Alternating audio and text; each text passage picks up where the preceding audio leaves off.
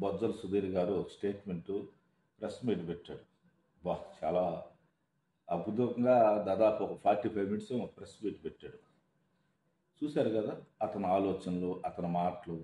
మన నియోజకవర్గం మనం చూడలేకపోతున్నాం. నీ అర్హత ఏం చెప్పు? నువ్వు కౌన్సిలర్ కన్నా గెలవగలుగుతావా? గెలిచావా? మా తాతలు ఎమ్మెల్యేలు, మా నాయనలు మినిస్టర్ అయ్యే చెప్పుకోలేదా? అదేమంటే ఎర్రసంద్రం క్లీన్ చేసేదానికంట తిరుపతి కరుణాకరెడ్డి కానించి మసూదరుడి కానించి ఈయన క్లీన్ చేసుకున్నదానికి ఎన్ని చేస్తున్నారంటారు. ఈసుకుడు అక్కడనే ఉన్నాడు. ఎర్రసంద్రం ఎట్టుంటుందో మేము ఎప్పుడు కూడా ఆ పనికి పోలేదు, అది చూడలేదు. ఎట్టుంటుందో కూడా మాకు తెలియదు ఎర్రసంద్రం గురించి. అందులో నీ గురించి తెలుసు కదా. ఆ రోజు ఎర్రసంద్రం లోడ్లు దొరికినాయి కదా మెడ్రాస్ పోతా. అప్పుడు పాపం చంద్రబాబు నాయుడు గారు పిలిచి వార్నింగ్ ఇచ్చాడు కదా, నువ్వు మానకపోతే మరలా 2 లోడ్లు దొరికినప్పుడు మీ నాయన మినిస్ట్రీ బతుకున్నప్పుడే నీ వల్లే కదా మీ నాయన మినిస్ట్రీ పెరిగేసిందే. నువ్వు ఎర్రసందనం ఈరప్పని కదా, నీ పేరే ఈరప్పని కదా, నీది ఈరప్పని 3 అని నేను గెలుస్తాను. నెక్స్ట్ నీ సినిమానే తీస్తాను సుధీర్ గారు, నీ సినిమానే చేస్తే నువ్వా మాట్లాడితే ఏంది ఆ మాటలా గలీజు మాట్లాడు. నేను హైదరాబాద్లో పుట్టాను. ఎస్, నువ్వు హైదరాబాద్లో పుట్టావు. ఈ ఈ పాత రోజులంతా కూడా కానుకంతా కూడా అమ్మమ్మ గారి ఇంట్లోనే జరిగేది. నేనైనా మా అన్నైనా మా పెదమ్మ కొడుకులైనా అమ్మపాలెంలో పుట్టినాము. అమ్మపాలెం మొదలు పిలిచారు నన్ను, అక్కడనే చదువుకున్నా. నీలా నేను హైదరాబాద్లో చదువుకోలేదు. నీలాగా చిన్న డైలాగ్ ఒకటి చెప్తావు కదా, ఏం చెప్పావు? హైదరాబాద్లో అక్కడి నుంచి ఇక్కడికి వచ్చేదాన్ని కరోనాలో బస్సులు లేవంటే, ఫ్లైట్ లేవంటే కొన్ని వేల మంది కాళేశ్వరికి వచ్చారు. కొన్ని వేల మంది ఇక్కడికి వచ్చి ట్రీట్మెంట్ హైదరాబాద్లో సరిగా లేదని ట్రీట్మెంట్ వచ్చి ఆంధ్రాలో వచ్చి తీసుకొని పోయినారు. నేనే 200 మంది తీసుకొని వచ్చిన వెహికల్ పెట్టి. నువ్వు చెప్పు, నీకు కూడా ఒక వెహికల్ పెట్టుంటాను కదా. పాప వెహికల్ లేనాడు కదా నువ్వు పాపం. ఎందుకంటే మామూలు 5 కోట్లు 6 కోట్లు తిరిగేవాడికి ఇక్కడ ఆ కారు లేడు, పని చేయము. అందువల్ల రాలేకపోతే నేను ఏదో ఇన్నోవన్నా పంపించుంటాను కదా. ఇన్నోవన్నా పంపించుంది కదా సుధీర్ గారు. అదేమంటే మసూదుడు ఏం పారేశాడు, చికెనా మటనా ఏం ఇచ్చినాడు ఆఫ్టర్ కోట్ చూడా. 5 కోట్ల పైన పెట్టాను. నువ్వు ఎందుకు పెట్టలేకపోయినా? మీ నాయన 3 సార్లు మినిస్ట్రీ, 30 సంవత్సరాలు ఈ కాళాస్ని ఏలినారు. మీ ఊరందరూ పెట్టినావా? మీ ఊరందరికి ఒక్క గుడ్డన్ని ఇచ్చినావా? మీ ఊరు కూరగాయలు ఇచ్చినావా? అదంటే మీ ఊరికి కూడా చూడలేడు. నువ్వేం నాయకుడివి? సుధీర్ రెడ్డి, నేను రెడ్డిలో ఎలా పుట్టానో నాకే సిగ్గుందని చెప్తున్నావే. అది నువ్వు చెప్పాలి. డౌట్ నేను అడిగితే నేనేం చెప్పేదా? నీకే డౌట్ అని నువ్వు చెప్తున్నావు, నేనుగా చెప్పింది. రెడ్డిలో పుట్టటమే అన్నావు కదా. మాట్లాడేప్పుడు కన్న తల్లిని కన్న భూమిని ఎవరు కూడా తిట్టరు. నువ్వు అంత జోసిస్తావంటే అహంకారం పట్టుకుంది నీకు అర్థమైందా? రెడ్డి అనేవాడు ఎర్రసందం స్మగ్లర్, ఇసుక స్మగ్లర్. 17 మంది చచ్చిపోయినారు. నువ్వు ఉన్నప్పుడు ఇసుక మిగిలితే కదా మేము అమ్మేదానికి. ఏముండదని ఆడెవరో కాంట్రాక్ట్ తీసుకుంటే వాడు ఆ ట్రాక్టర్లు ఎత్తుకుని పోయి దగ్గర ఇసుకలేదంట. అంతా ఖాళీ, శ్మశానాలు కూడా ఖాళీ చేసినావు. ఏం పెట్టినావు? ఏం పెట్టి పెట్టలా? నువ్వు ఒక్కటే చెప్పు, ఎన్నిసార్లు హైదరాబాద్ నుంచి కాళేశ్వరికి వచ్చినావు ఈ 5 సంవత్సరాలు లెక్క. మా నాన్న లోకల్, మా తాత లోకల్, నువ్వు ఏడ పుట్టినావుంటా. మీ నాయనికన్నా ముందు నెలబల్లి కూడా కాళేశ్వరంలో. అర్థమైందా? ఎవరు డివైడ్ చేశారో కూడా తెలుసుకో. ఫస్ట్ హిస్టరీ కనుక్కో.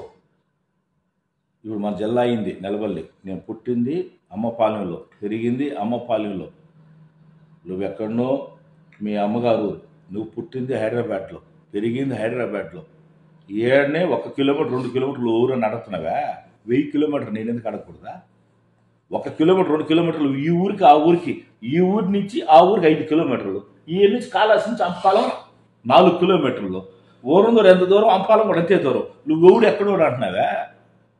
నేను అడిగింది మీ నాయన లోకల్, నిన్ను లోకల్ కాదన్నా. మీ నాయన ఇక్కడే పుట్టాడు నాయన, నువ్వు ఇక్కడ పుట్లా. నువ్వు ఏడ పుట్టావన్నావు కదా. నన్ను అమ్మపాలెం, నా పేరే అమ్మపాలెం మధుసూదన్.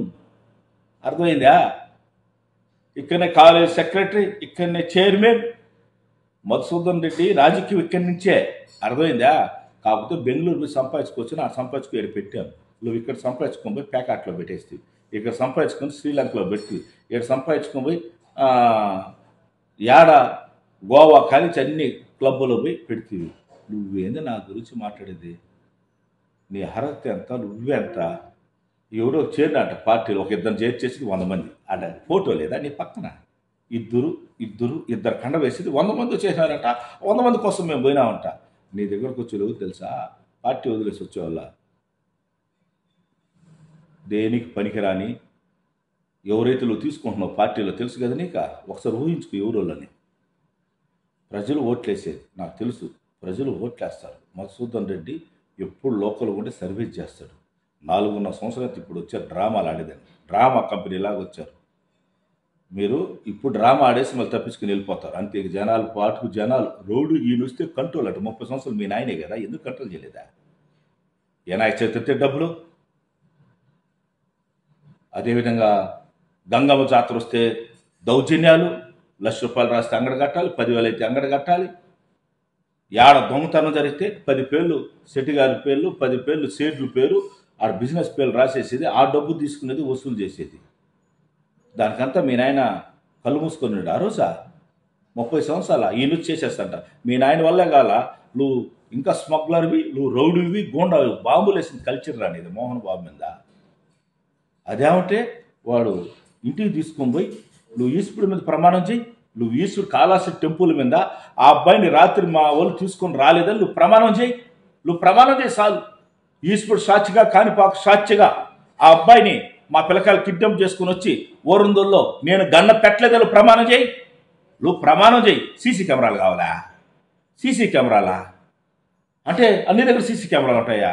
ఇప్పుడు నా ఇంటికి ఇంకా సీసీ కెమెరాలు పెట్టలా? నా ఇంటికే సీసీ కెమెరాలు పెట్టలా?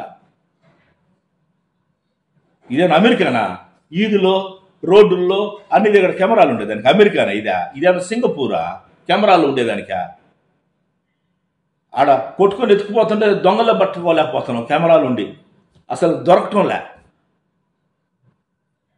కాబట్టి మాట్లాడేప్పుడు నీడు మారు. ఫస్ట్ కాళహస్తి ప్రజలకు కావాల్సింది మంచి వ్యక్తి, సర్వీస్ చేసే వ్యక్తి, స్మగ్లర్ కాదు. కాబట్టి ఈరోజు మరలా చెప్తున్నా నీవు ప్రజల్లో లేనట్టు, అవుట్ ఆఫ్ డేట్. నేను ఎప్పుడైనా సరే 10 మందికి మజ్జిగలు అంటాడు పనికి వస్తా. నువ్వు సారాయిలు అంటాడు, తాగితే హానికరం. నీకు నాకు చాలా డిఫరెన్స్ ఉంది. కాబట్టి ప్రజలు చూద్దు, నీకు టికెట్ వచ్చినప్పుడు చూద్దాం. ఎందుకు ఊరికే సోది మాట్లాడతావు? ఫస్ట్ టికెట్ తీసుకురావు పోయి. నా గురించి నువ్వు బాధపడవల్లా, నాకు తెలుసు ఏం చేయాలని. సిపాయి సుబ్రహ్మణ్యకి ఎవరు ఎమ్మెల్సీ తీయించాడో, గురుమూర్తికి ఎవరు ఎంపీ టికెట్ తీయించారో అర్థమైందా? అన్నీ ఈ కాళహస్తి ప్రజలకు అందరూ తెలుసు. నీది నువ్వు గడుక్కో ఫస్ట్. మీ నాయన 3 సంవత్సరాలు 3 సార్లు మినిస్ట్రీ, ఇంకోటి పేరు రాకూడదు ఎమ్మెల్యే టికెట్కి. 5 మంది పేర్లు క్యూలో ఉన్నారు. ఫస్ట్ అది చూసుకో పోయి.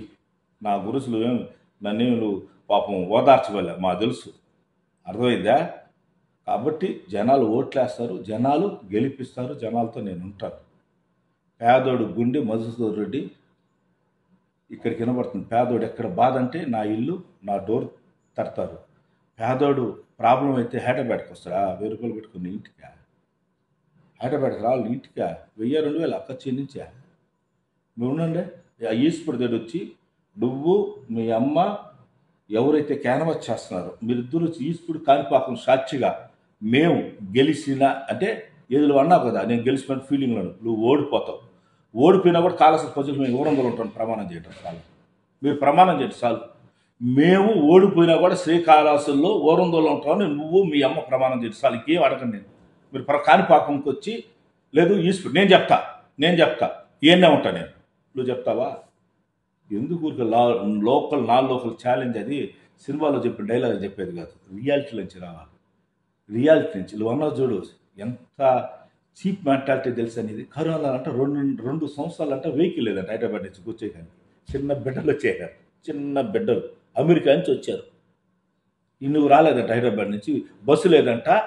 కాళహస్తి ప్రజలు దండం పెట్టి మొక్కుతున్నా, కాలు పెట్టి మొక్కుతున్నా. అతను డైలాగ్ ఆలోచించండి. 2 సంవత్సరాలు అతను చెప్పేది కరోనాలో హైదరాబాద్ నుంచి ఇక్కడికి ఏమి లేవంట. ఏం అన్యాయం అండి ఇది? ఏం అన్యాయం ఇది?